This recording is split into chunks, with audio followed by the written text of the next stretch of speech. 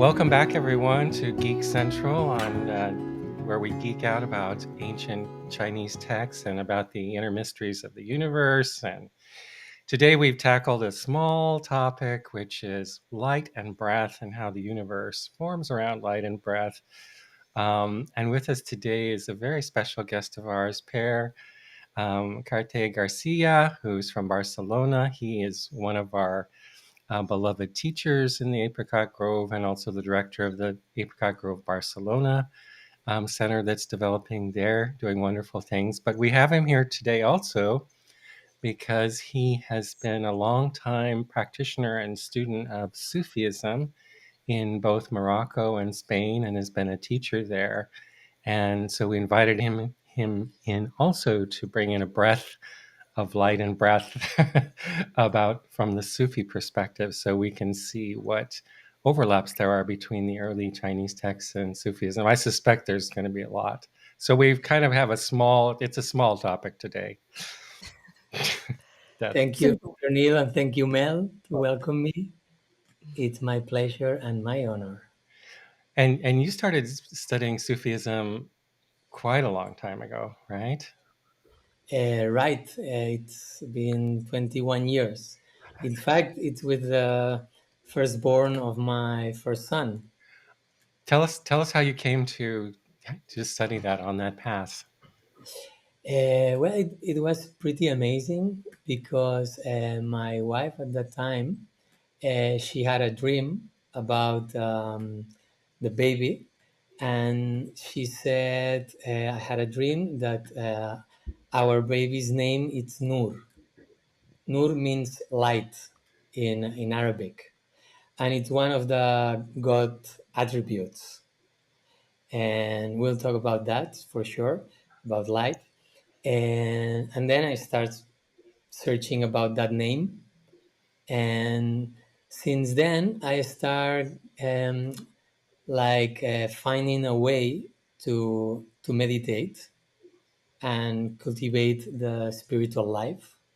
So I found the Sufism, and since then I I continue meditating and living like a living practice from the Sufism. And you spent a fair amount of time in Morocco with your main teacher lives in Morocco. Yes, Yes. yeah, So you spent a fair amount of your time, and yes, Morocco is very yes. close to Barcelona, so you go back and forth. Back and forth. Yeah, every year I used to go 3 or 4 times and stay there for a week or a weekend. Yeah, to Mm, learn the practice and yeah, that's wonderful. And then you somehow found Chinese medicine. The paths of people are so interesting yeah. when you look back on your path in life, and you could have never predicted like how you get from to where you were. Like I would have never predicted I'd be sitting on a podcast talking about light and breath I, when I was in medical school. sure. I was studying industrial engineering, Yeah, wow. and suddenly things start changing, and then I need answers, and I couldn't find these answers in the world or neither in the university. And then I start searching different ways of spiritual ways, spiritual masters, and then I met my wife, and she get pregnant, and then this dream about Nur, about light, and then I joined the Sufi, and since then, And how old is Nur now?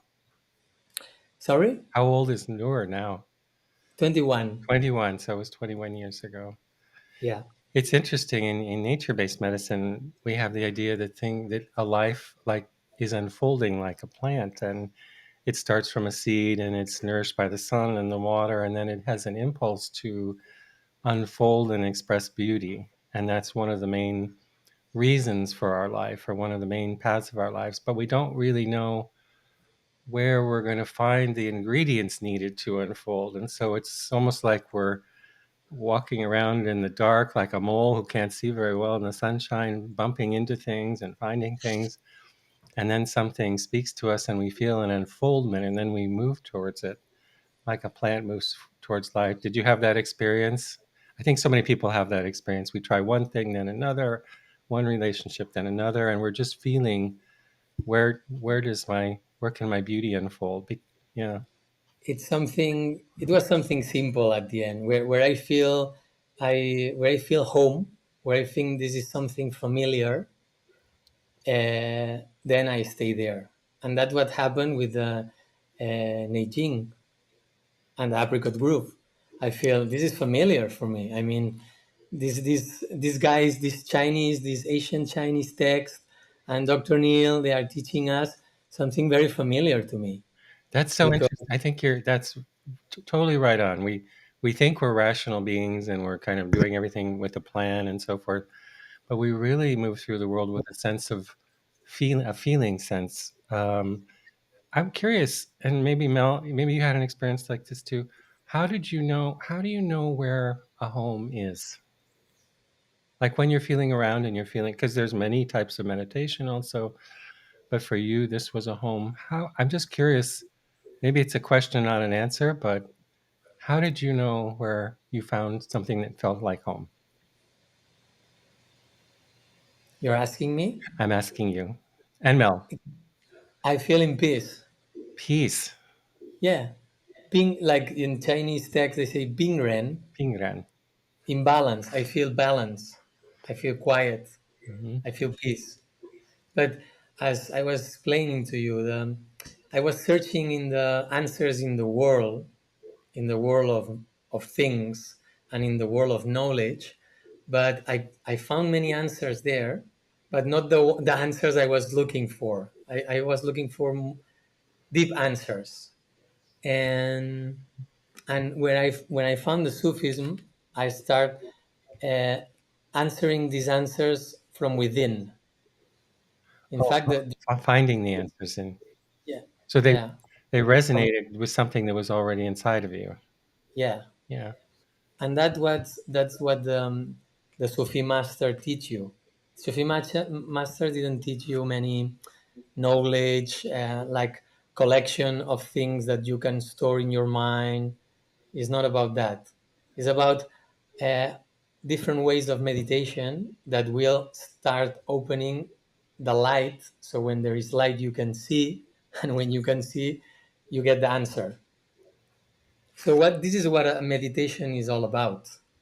And I was talking with Mel before that the word meditation, it has the root med, med, which is it comes from a Indo-European word, and then a Greek word, which means put things into balance, met, Hmm. or measure things, or take care of things.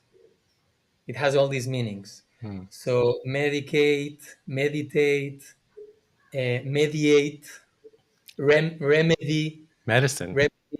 medicine. Yeah. So all these roots, the word medicine, it means put things into balance. And we know also from the Neijing perspective that things are in balance when the light is in the center, right? Yeah. And organize and ordinates the rhythms, and it puts things into balance. So I think Dr. Neal will explain more about that, right? Yeah, I'll try, sure. And Yes. it's so Yes. interesting though. It's there's this idea of that we have seeds inside of us when we're born.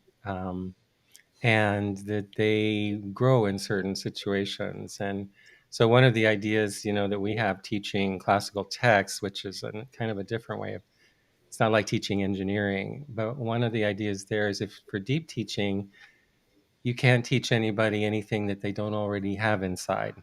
And that your words are actually like sunshine to a seed, you know? And it's actually the seed that starts to activate in response to the words that's important. It's not your words. It sounds similar to what you're saying. Is that so? It sounds completely similar to me. So when we teach, Mel was talking about, her child is going to Waldorf school and how how when we're growing and that we have seeds inside of us that can grow. And Thich Nhat Hanh also has an interesting thing about seeds. He says, maybe you've heard this from him that when you're in a relationship with someone, it's about taking care of the other person. We say the same thing in Neijing, but it's that the person always has certain seeds, and you can water different seeds with your care for them. For example, you can do certain things that bring out their bad weeds, water them, or you can bring out things that water their beautiful seeds. It's a much different way of moving through the world. But then somehow you found a strange hybrid home with Chinese medicine and Sufism. So did you feel the same thing in Chinese medicine, that you had found a home also? Yeah, it sounds familiar to me. Like all the ancient Chinese texts, the Neijing, Tao Te Ching, Zhuangzi, or the I Ching, they are all saying the same. Like there is no two breath, there is one breath. There is no two lights, there is one light. And like you were saying in the previous podcast, it's not the liver, it's related to the spring. The liver is the spring in our bodies, in the human body, Right. right? So there is this unity, uh, reflecting and making mirrors to all the different things, right? Like that in the 10,000 things. So it's the same thing with a different story, but also, Right.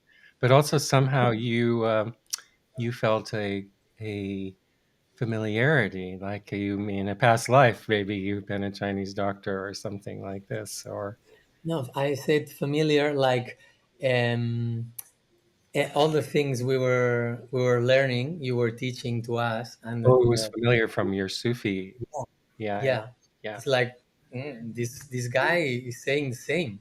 Oh, thanks God, someone is saying this in the Chinese medicine world. So thanks God, someone has this perspective.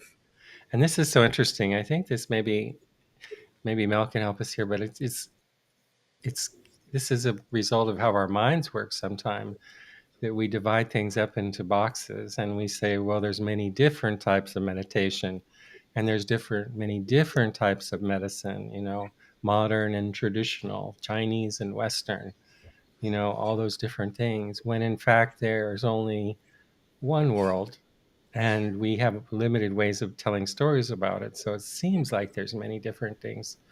It's actually just a few things telling it told in a different way. So then you came to the Neijing, and it seemed pretty familiar to you. Yeah. Right. So I want to ask Mel. Mel, why you study nature-based medicine? What makes you study nature-based medicine through the Neijing with Dr. Neal? And No, that's a good question. So I had been in practice just over 10 years. I think slightly before that, I did see Ed speak in Germany, which I think I've touched on before, where he had a different perspective on how the meaning of the channels in Chinese medicine. But around the time that I found his courses and his work, I was reaching a point of disillusionment with my training, both Chinese medicine and functional medicine. So I have a master's degree in each, and I was practicing and I was working on my own health. And I was putting more and more effort into them and coming to the realization that there was something wrong, that there was something missing with them. And it was really hard, in terms of functional medicine. People were asking me to train them, and my patients weren't complaining. I mean, I was somewhat able to help, but I was seeing that there was no there, that there was something missing. And so I kind of declared intellectual bankruptcy a couple of years ago, where I was like, even though I can keep going on this path, people will be happy for me to help them with these lenses, and I could live my life like this. This is not giving me the answers that I want. And a big part of it was that my own experience of life and health and that of my patients was breaking the models too often. So there was just too many exceptions where what was being taught wasn't applicable, it wasn't working. And so around that time, I found Ed Neal's training, and he was able to. I think, I mean, a big key is this being tied to the root of the medicine. So rather it be like just repeat an aphorism that you've heard about Chinese medicine and it must be true because everyone's saying it. There's this really close connection to the original sources and really understanding what they mean.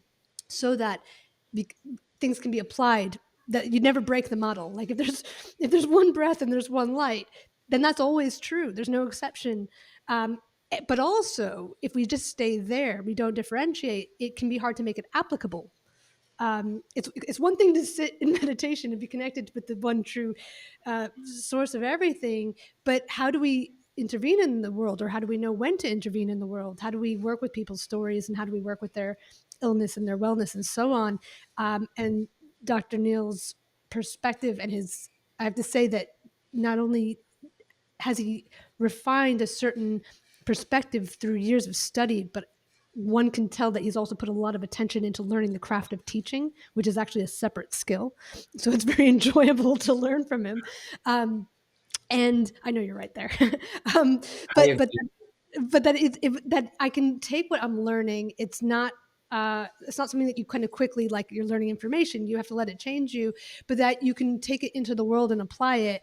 And there's no patient that breaks the model because it's always true. And so, or one thing that Ed has been known to say is like, if you're working with a patient and you're trying to figure out what's going on, you could always take your understanding back to the original breath of the universe, so that you're always taking it back to the source. So I hope that was a little bit rambly, but that's how I found Ed, and it was at this time where I'd invested a lot of time and energy in learning a certain way of doing things and being with them, and that I had to go through this period of a couple of years where actually I was like an infant and was like, I don't care about my license and my degrees, I don't know anything, um, and I'm much happier for that decision. Oh, that's so kind of you, Mel. Those words and That's beautiful. Thank you, Mel. the that's so interesting. I've always it's interesting. I've always seen myself as kind of a doctor. I'm always a doctor. I'm not a philosopher. I'm not a sinologist. So at the end of the day, I'm always thinking about how to treat patients. And so there is this thing about how do you take these very esoteric ideas about light and breath and then treat someone with lupus, that afternoon. And so in this work, we have the Neijing text, which is our root because it's the root of Chinese medicine. Um, and we also want to say that the root of the Neijing has a root, and it's nature, and that nature has a root, and it's the cosmos. So it's kind of, we go root, root, root. The more you go back to root, the more you can understand things. But so we had to develop over 20 years this idea of what was the Neijing saying, but then this whole other thing called Neijing, nature-based medicine, and that's the procedure of how you put in an idea of how that can be very esoteric about light and breath and other things like that, and take it all the way down to the patient with lupus, because it's without that it's still great, these ideas, but that's actually one of the things that's been hard for the Neijing in particular. People had trouble understanding it also, but what's really been hard for people is to put it into practice in a comprehensive way. And so that's a whole different topic. But wow, so yeah, go ahead. Well, so I was wondering, because it's going to be interesting to hear from Per about his perspective on light and breath, and I'm wondering if maybe before he tells us about that, you can share a little bit about how you decoded and Sure. unraveled the importance of light in the Neijing. So it's been pointed out to me by my family members lately that I might be a little neuroatypical, and every because there's a lot of autism and things, and I'm dyslexic pretty good, I would say. But it leads to a couple of things. One is dyslexics don't think linearly; they think globally. So when I saw, and I can't rest until I understand something. So like the whole text was like, what are they talking about as a whole? And then and then maybe if there's a few autism genes, it let me translate 18 hours a day for 20 years. So there's the good point of being neuroatypical. Anyway, so wading into it, there was a series of kind of epiphanies and discoveries, and the first one of the first ones was about, oh, this is a book about motion, really about motion, and that you can describe everything in it about patterns of motion. And these are patterns of motion that exist behind the world we see. So this is another theme, that there's two worlds, the world we live in, the world of the patient with lupus, and then there's another world which we're not aware of. And so I call that now the world before and after the veil. It means that we move around in a world of news events and this and that. But behind that, behind the veil, is another cosmos, and that's about motion. And with every motion, also in the Neijing, just as an aside, there's a transformation. So it's never like a train moving down a track, but it's always about one thing turning into another thing with the motion. And so then it became the way I began to see the Neijing. It's a book about this world before the veil, about this world of motion that creates all the patterns that then come into the world that we experience. And it's basically a handbook on that. So then I started to delve into what are those motion patterns, and they come down to something called yin and yang, which is a motion first, and it's a breath motion. It means that in the center of the universe, in the heart of the universe, is a seed of motion, which is to breathe, which means to move out and come back, move out from a root and come back. We've talked about that before. So the questions were, well, what happens with these motions and how do they make the world? So it was clear they were talking about how the motions move into different conformations, and that those are delineated by number. So when they say 369, they're talking about different aspects of breath.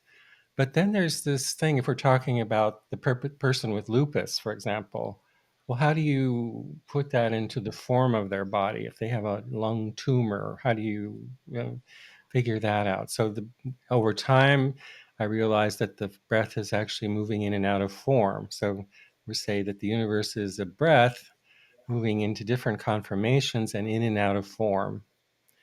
The next question, though, is some breath patterns seem to be more random, or not. Not sure random is the right word, but say if you look at a nebula where stars are being formed, or you look up at the cloud in the summer sky, and it's turning with a complexity that we have no idea about, but it doesn't really hold its shape. It just moves constantly with the patterns of nature's motions, which we call the Tao. But then there are things called living things, which are like trees and plants and patients. And they're something different, and they hold their shape for a while. So they're different than a cloud. And what is the difference? And the difference is that they have a different coherence, which means they're still part of that breath, but they emanate around a coherence that keeps them moving or balanced, like we say. And then from that, the new model of illness came, which is, well, illness is really an issue of coherence. And then the study of coherence developed. And so, what is required for coherence, a coherent breath, a body? Well, one thing is it has to be breathing. So, it has to be moving in a way so that it can constantly adjust itself according to the day, the circulation, what you had for breakfast. If it's static, it can't adjust, right? But the adjustment also needs to happen around a center point, which we call the centrality principle. It means in a coherent system, there has to be a place from which all parts can orient themselves. Like my little toe right now is somehow part of the whole of me while I'm talking on a podcast, because it has a center reference that it can relate to make decisions about things, or genes being transcribed. It's the same, off and on, and so forth. Um, in the body, where is that centrality? Well, the Neijing is pretty clear on that. It's in your heart. And particularly, it's in the light of your heart.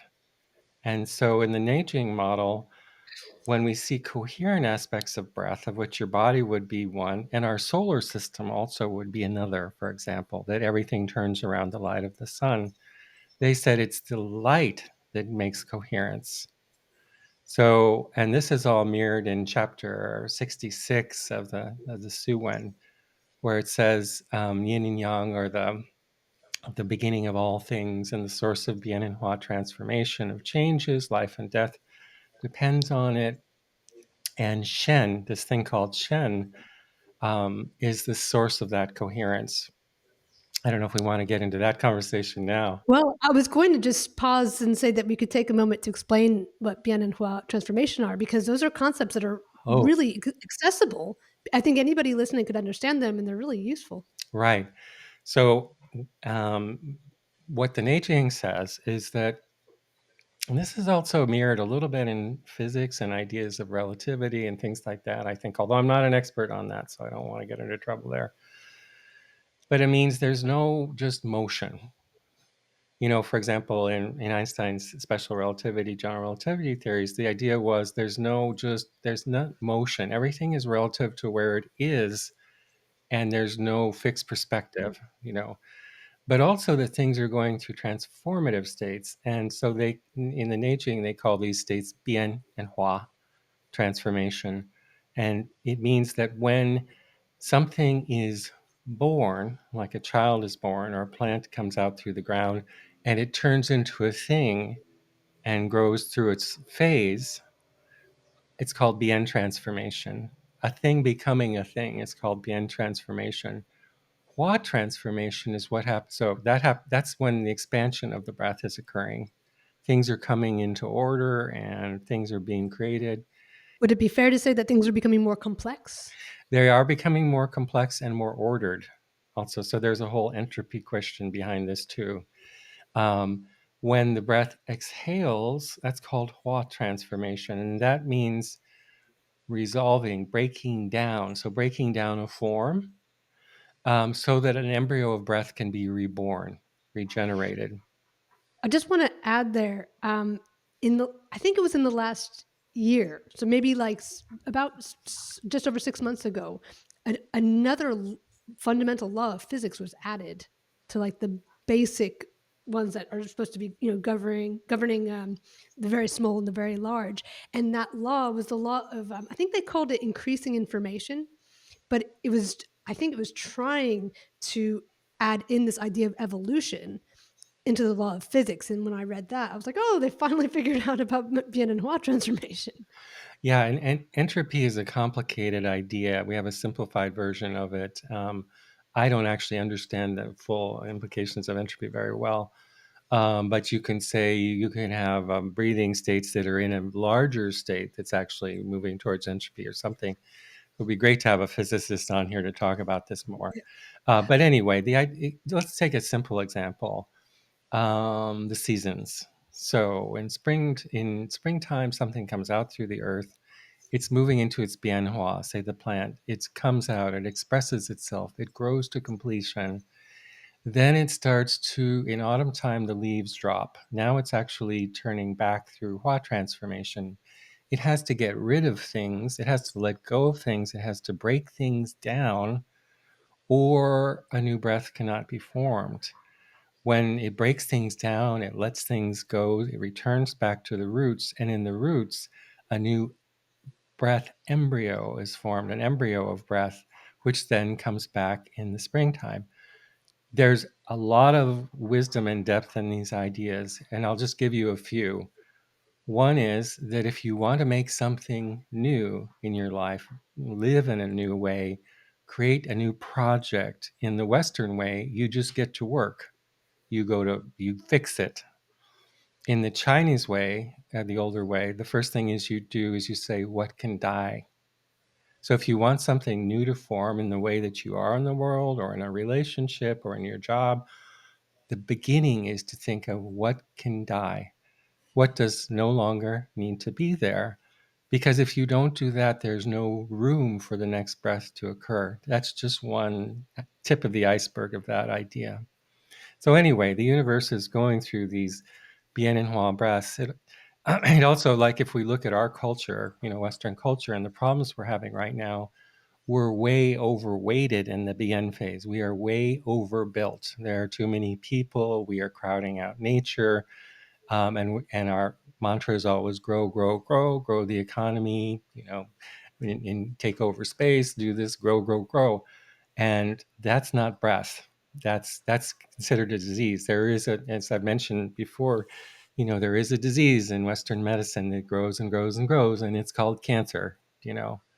And so when we still talk at the economy has to grow all the time, it's just we're not even at the first stages of being wise about things. Anyway, so we have these things called coherent breaths and things of more natural breaths or whatever we want to call that. So what the Neijing says is it's actually this thing called Shen or Shen Min. Um, Let me just read you this passage from Suan 66. Can I just read that in an Please. abbreviated Yeah. way? Um, so the yellow one is called Tianyuan Ji Da Lun, the original pattern, the great treatise on the original patterns of the heavens. And the yellow emperor starts to talk about things and the different qualities of things and wants to know about how the universe is and how the heavens work. And Gui Yu Chu is his minister, and he says, what a perceptive questions you're asking, the five heavenly influences of the motions of the constellations, and yin and yang, which is breath. Whenever you hear yin and yang in Chinese medicine, just substitute the word breath and you will be right. They are the Tao of heaven and earth and the guiding principles of every of the 10,000 things. So they've organized the patterns. It's about breath pattern. They are the father and mother of Bien and Hua transformation. They create transformations come out of breath motions. They are the root and origin of life and death, and they are the ruling house of Shen illumination. That's a very important sentence right there. Who could fail to understand how important this is? That means that this thing called Shen or light is actually contained within breath. And that's really key. Things be in their generation, in their embryogenesis, it's called Hua transformation. You break something down and create a new embryo. Things growing to reach their maturation is called Bien transformation. Aspects of yin and yang that cannot be measured are called Shen. And that's key.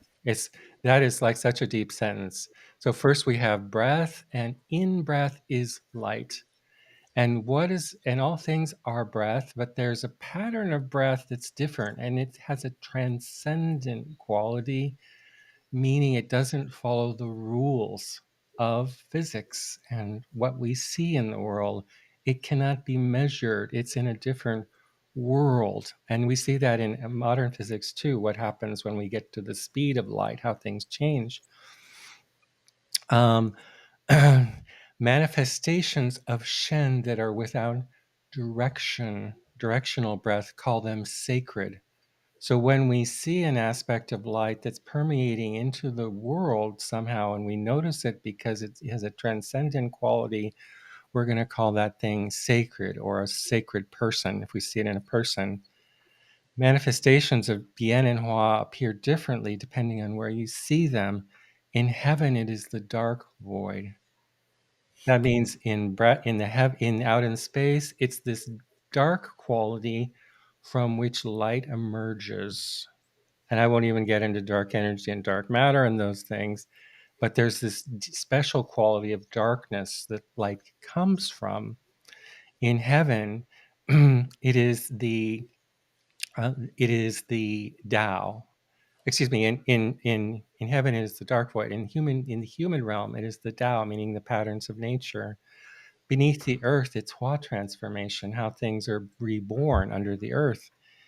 And from Hua transformation comes the five flavors. The Tao brings wisdom, if you know how nature moves. And from the dark void comes light, Shen. Shen, in heaven, it is wind. On earth, it is wood. In heaven, it is heat. On earth, it is fire. In heaven, it is dampness. On earth, it is soil. In heaven, it is dryness. On earth, it is metal. In heaven, it is gold. On earth, it is water. Therefore, in heaven, there is chi. On earth, there's the generations of form. I'll just leave it right there. That's just the first paragraph of that chapter. It's kind of amazing. There's so much in that. One of the important ones was Shen. In the terrestrial heavens, it's a climate. In nature, it's a tree. under the ground, it's something else. In your body, it's an organ. In your tissue planes, it's something else. That line tells us that everything we're seeing is an aspect of breath, and in coherent breath, it all starts with the seed of light. I don't know if I don't want to go on too far to lose people, because these are pretty deep ideas. Well, I just wanted to pause there because you've done some really interesting work with the character Shen in terms of your research into text archaeology. And one of the things, and you've given talks on this subject, and one of the things that it highlights, which I think is kind of interesting to point out, is that most of Chinese medicine doesn't have this very strong connection to the original sources, and so something like the character Shen, the way at least like I was taught when I was training, and the way it gets talked about is in this like really vague, fluffy kind of way, where it like means like consciousness or spirit or love or all of these things, and people could say that, but without any reference to anything. And you've pointed out, especially with that one chapter, that one part of that chapter where I think you've found over 260 references to Shen, anyways, that that when you read that, it doesn't make sense to translate it that way. Like it That when you would, read that, it doesn't work. yeah. So what I wanted to pause on that because it's really exciting because by putting it through this more rigorous filter, you end up with something that's much less like vague and fluffy, much more interesting, I would say, really, and that it kind of just raises the maturity of our entire way of working with the text and with people by bringing a little more rigor to it. Right. The Neijing talks about the higher way and the common way, and there's different way of practice, and there's different ways they talk about that. But one of the aspects of the higher way is that you actually know what the original terms mean. And the lower way is that you just treat what you see: redness, inflammation, pain, etc. And when you understand the higher terms, they're all cosmological terms about how the universe behind the veil works. And this is very practical. For a profession, if we don't understand the basic terms, it means we can't evolve. We're stuck in the water because we can't have a conversation, basically. But in practice, all this is very important for practice. For example, this idea about Shen, and also I should say there's two terms they use, and this is very important because they're very technical how they use language. So if there's two terms, it's important. So there's Shen and Shen Ming. And Shen appears to be a dimension of space-time or breath that is transcendent, that moves in and out of illumination, depending on the state of the breath. When the breath is balanced, then the dimension of Shen emanates forth as an illumination. And we would say, like the sun is an example of that, that organizes the solar system. And when that emanation of light, it's called Shen Ming. And that arises spontaneously in a human heart, and it flows through the blood rivers of the body. And that's why the original acupuncture therapies were a form of ecological surgery to restore the flow of the blood rivers. And the reason they wanted to do that was, well, there's nourishment and things like that that comes from the blood, but it's because it's the organizing light that travels through the blood. So acupuncture needles were originally a surgery that restored light to tissue. Now that all sounds very esoteric, but here's the thing. It's led to a new theory of cancer, which seems to be, in the preliminary stages, pretty darn helpful. And what is that idea? In Western medicine, we have the idea of cut off blood to tumors. And there's been a lot of trials and therapies to do that. This is the opposite. It says tumors are what they are tissues that are going through bien and hua transformation. They're building something up and they're trying to break something down, but they've lost the coherence of how to do that in an organized way in terms of the tissue environment they live in. So it looks very disordered and tumbled and just spreads around and grows. And the problem is not that it's invading you, that it's lost its ability to organize its breath. And the treatment for that, in this new model, is to restore normal blood to tumors so that the central factor of the illumination, which provides the tissue coherence, can restore that tissue. And what we see in very early, I want to caution this is all very early, and needs to be proven time and time again and be interrogated by other people, is that we see tumors sometimes rebuild their architecture back to normal tissue, which is kind of unheard of. So there again, there's the esoteric, but if you really dive deep down, it's very important for the daily and the practical. And I just want to add that this like theory of what cancer is doing and how to restore it, from my perspective, is 100% consistent with the cell danger response, where a tissue, in order to heal, needs to disconnect from the network, from the central coherence, in order to run more primitive programs of first protection and sequestration, and then tissue regrowth, which is a similar program to when we grow initially from a small thing to a big thing, and that those tissues that are growing are intentionally and temporarily disconnected to this central reference point. And so the problem is they're trying to rebuild and regrow, but they don't know how they are supposed to fit in, and they're actually resonating at a different frequency, which also sounds esoteric, but it's actually like very literal, that And your that, liver cells all have a certain frequency, and that frequency can be measured in the oscillation of calcium waves. So we're not off like over here meditating. You can measure this stuff, and that cancer cells are resonating at a different frequency. and when you And look at diseased tissue and ask what is it about what that makes it a diseased tissue, there's a lot of different things you can say about it. One is it has no space, that's adhered and it doesn't move, it doesn't have breath. But the other thing is whether it's focusing on itself or it's participating as part of a coherent system. So, like when the liver system, when it becomes inflamed, it has to start to attend to itself and it disconnects, like you say, from the entire system. And that's part of the healing response. You can take that idea and say, look at society, and it's the same. So you could measure the health of a society and say, do the citizens that live in this society participate as part of a coherent whole, with their own individuality and breath, but as part of something larger? Or are they self focused? I mean, right now you could say we're in a disease state because it's just the opposite. Pere, I saw you making a motion. Yeah, Did you have an idea? because from the Sufi perspective, as a Sufi practitioner, it also has sense to me what all of you guys are saying, because according to my teaching, to my teachers' teachings, to the master teachings, he was saying once that life is about light and water, and how water organizes itself according to light. So here we will explain about how the sun rises and falling, and the liquids and the moon, and all these theories in the Neijing, but also how the red water in our bodies bring coherence, bring this light to that tissues and let them breathe again.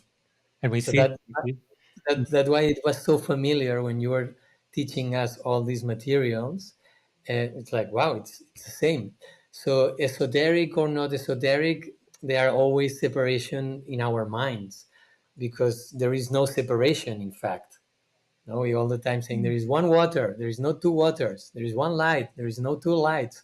So there is no separation. These all esoteric ideas and philosophical, they are completely applicable, and they are operating here and now.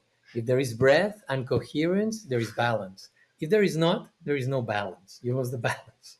and some of these ideas are you see that, by the way, in embryology, like the first motions of an embryo. Mhm. First of all, there's fertilization, and we'd say there's a kind of a Shen illumination that happens somewhere in it, or something that it starts to organize around. The next thing is water starts to flow in the early blastocysts, and it creates rivers and valleys, and that's actually what the embryo forms around. Some of these ideas are they're hard for us. They're kind of mind blowing. And so, but if you follow this thinking of the Neijing, or maybe in Sufism, one of the things that's hard for us to understand is these descriptions are not talking about many breaths, that I'm a breath and Mel is a breath and Pere is a breath. It says the universe is one breath that moves in different conformations. That means I'm a confirmation of a breath, the same breath as Mel and Pere. And also Shen and Shen Ming, which is in a transcendent dimension. There's not a different light for Pere and a different one for Mel and a different one for me. It's the same light. So when we see people and we see differences, that's more about an illusion of our senses and our way of perceiving than the way the universe is. But take this, this is comes to the power of stories too, which we'll get in later in another podcast. But Right. like we were talking about children, like you went to Sufism when Noor was born, and we were talking about Waldorf schools before. Think about what it would be like if we told our children from the very beginning the universe is a breath and you're an emanation of that breath, and so is your classmate, and you form around a seed of light. And this would, and then you wait a generation and see what happens. I mean, it's kind of mind blowing. The other thing is, we're right at this precipitous moment in time where we're either going to evolve or fail. It feels like we can't do business as usual. We can't grow our economies all the time and just take over other countries, and have wars and so forth. So we have to imagine what a new version of humanity looks like, and we could say it's how we interact with more beauty or commonality. But to me, it all comes down to this: better stories, better ways of evolving are ones that are centered about around light and breath. Because when you look at a person and you ask what they need to live a good life, it's not actually money. It's not Instagram likes. It's not fame.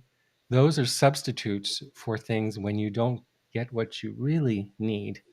And what people really need is light and breath. And when they have it, they do not want for anything. There is one thing that it's a beautiful saying from a very known Sufi master. You know about Rumi? It sounds Lovely. familiar. Mevlana, the ones who dance, the dervish dancers, that they dance like simulating the planet movements around the sun. So Rumi, he has many sayings, but one beautiful saying is like Rumi was looking for the divine light, which is Nur, divine light, and he looks into the mosque, he looks into the synagogues, he looks into the temples, but he couldn't find it. He just find it in the hearts of the humans. I find the divine light in the hearts of the humans.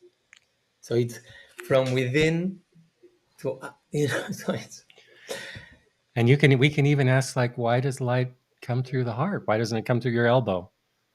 But it's because there's a sacred architecture to all of this. And that architect. what the Neijing says is that light, it moves from a dimensional space called Shen into an illumination where breath intersects. And so, like, where we have coherent life is where stable breath patterns arise. And in the center of that breath, it's the illumination that comes out of the dimension of Shen.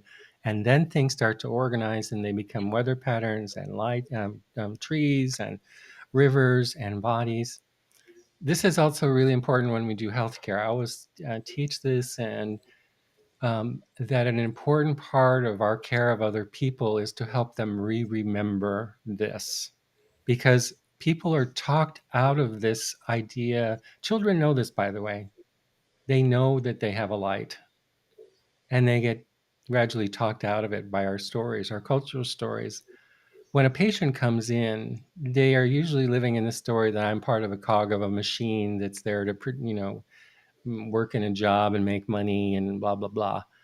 And we have to remember them through our touch and our words, that they are actually a divine emanation of breath formed around a seed of light.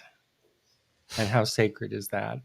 One that is unique in the universe, in all of space and time, and is only here once and will never be here again. And that's how deep these ideas are. And we have to convey that to them with our touch and our words and the way we treat them. These ideas are revolutionary. Yeah. I don't know. What do you think, guys? I think we can treat lupus Oh, lupus is easy. And Or cancer. or here's cancer or whatever. here's the secret about Neijing nature-based medicine. You know, like in Western medicine, if you look at like the disease, like the diagnostic manuals that tell you about all the diseases, there's so many. Um, those are all, from our point of view, those are all the manifestations that happen when light and breath go offline.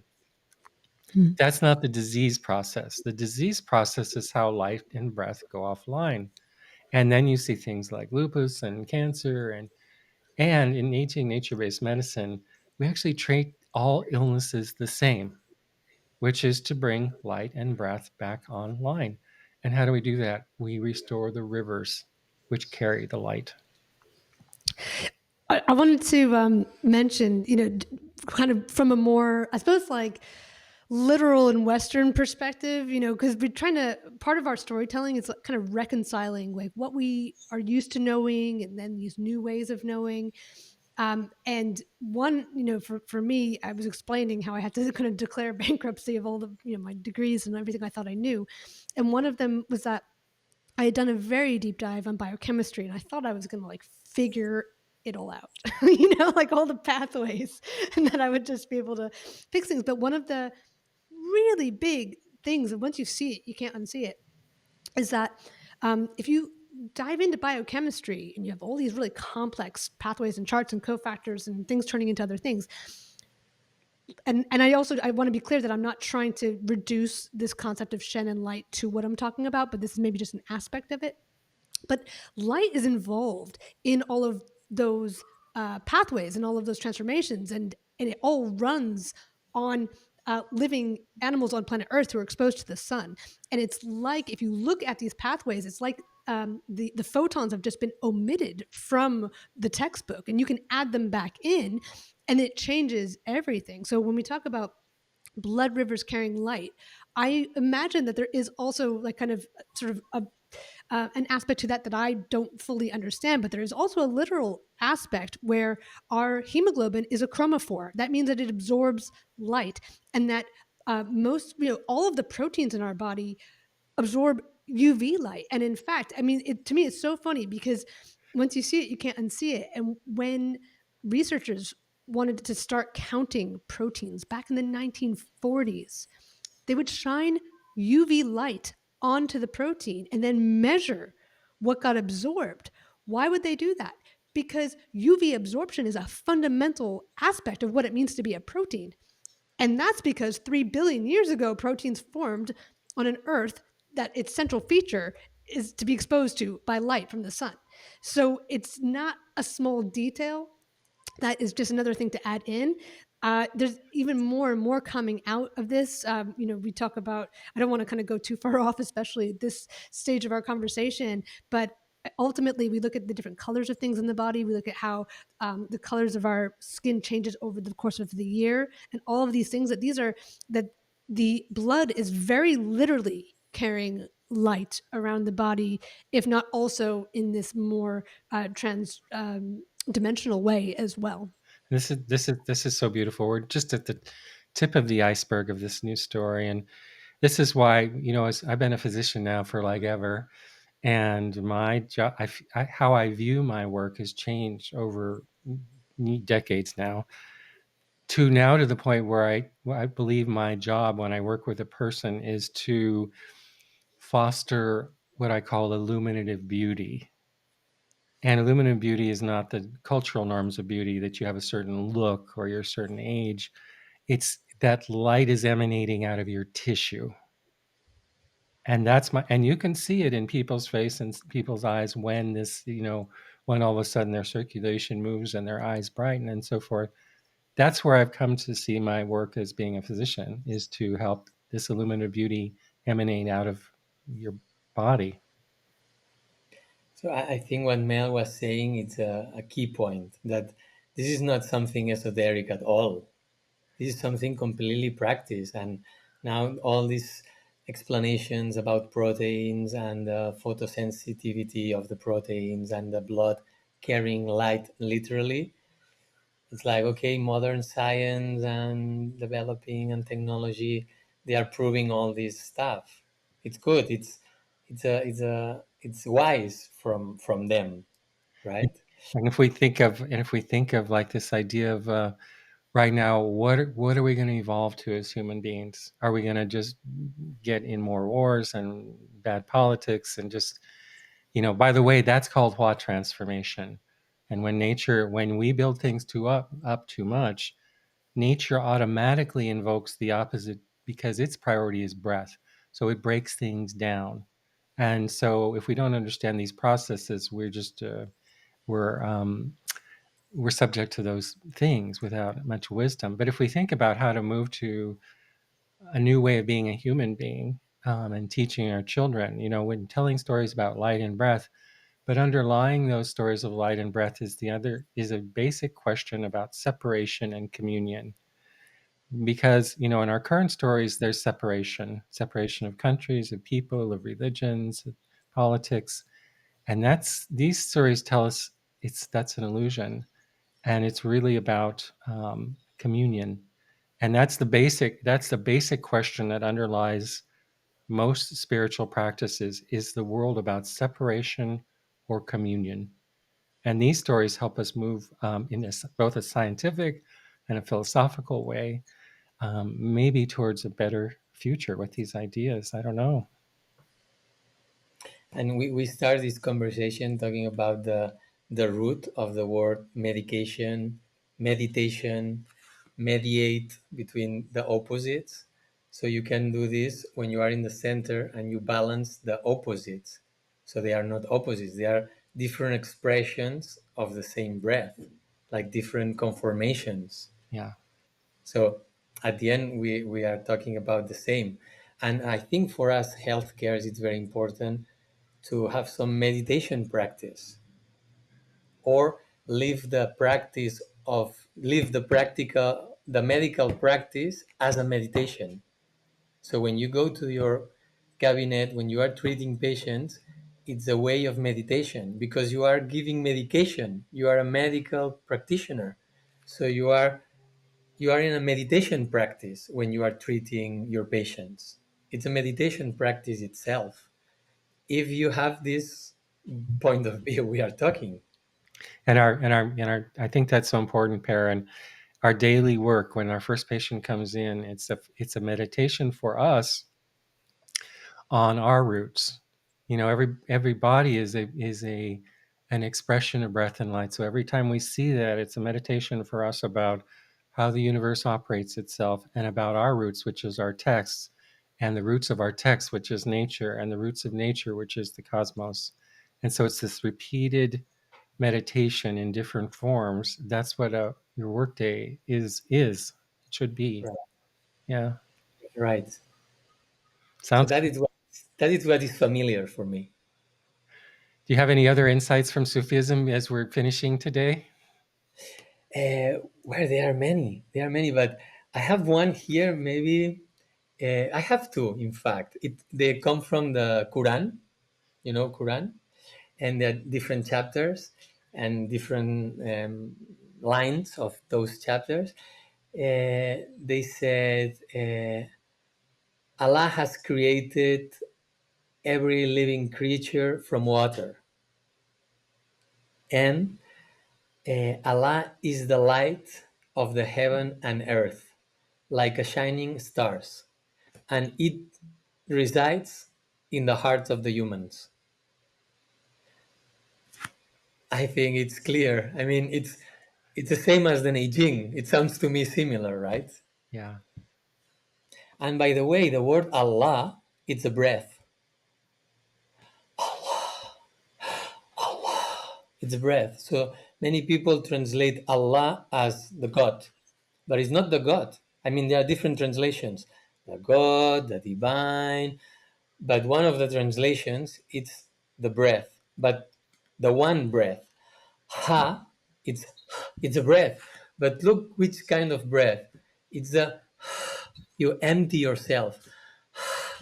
First you empty, like this um, Asian perspective, Chinese Asian perspective, that first you empty and then you build up. No, you grown and build and build. No, you first need to empty. First you need to you need to Allah, right? First you empty, and then you can start breathing again. If you don't empty first, you cannot start breathing in balance. So the word Allah also could be translated as the breath. And if we don't empty, nature will empty for us. Yes, sure. that's, that's clear. Yeah, Yeah.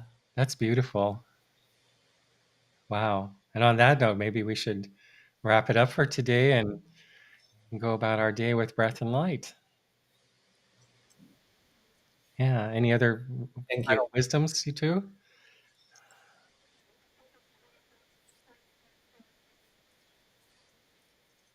Pear, thanks so much for being with us. And we'll look forward to seeing you again. Thank you very much, Dr. Neal and Mel. Thank you very much.